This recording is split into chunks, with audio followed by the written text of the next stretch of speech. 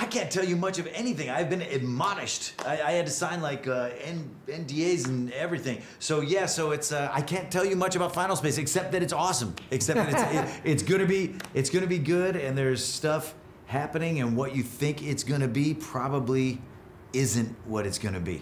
Is it very collaborative? Like, is a lot of riffing when you're in there recording your lines, or do you just go in, read script, and leave? There is some, you know, like with with Final Space, you know, with Olin and you know the writers, they got their thing, and sometimes it's just kind of a lot of the ad-libbing is kind of a lot of times to make things for time. You know, you cut out. You go, how can we shrink this line down, or maybe you know, we need to have Hugh talking the whole time that we pan across this spacescape.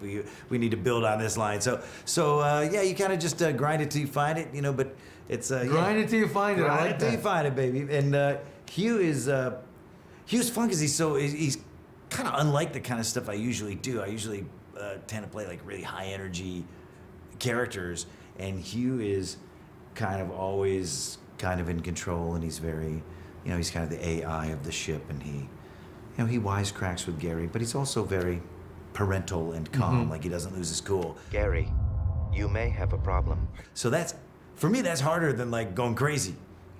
Yeah, you know what I mean? Yeah, because clearly you have no lack of energy. Yeah, like it would be really hard for Stephen Wright to do SpongeBob. You know what I mean? Like that's what like pulling it back and being Stephen Wright is SpongeBob. Go. For me. Oh yeah! Oh my gosh, that's right. I know. I gotta think of a Stephen Wright joke. The only ones I can think of are the dirty ones.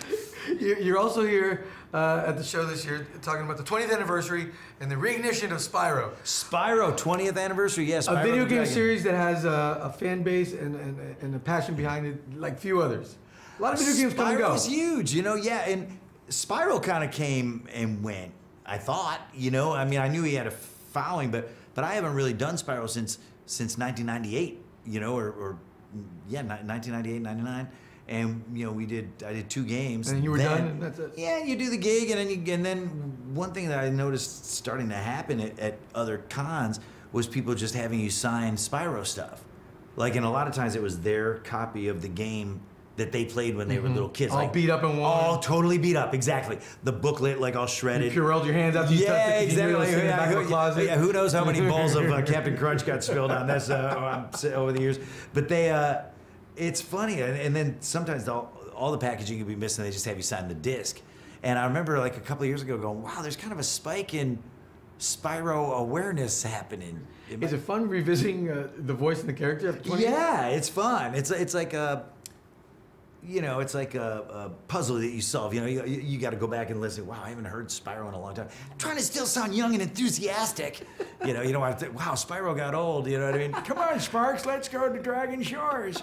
You know, so it's like, it's weird, but it's all fun. You know, it's you know, Final Space is fun because there's, you know, a lot of other characters out there. I was running into aliens and bounty hunters, and you know, it's kind of a nice. Exercise class, like voiceover exercise class, because you got Hugh that's very laid back, but then there's all those other guys that are always chasing Gary and Mooncake around. You know, there he is, get him! You know, yeah, fire at will.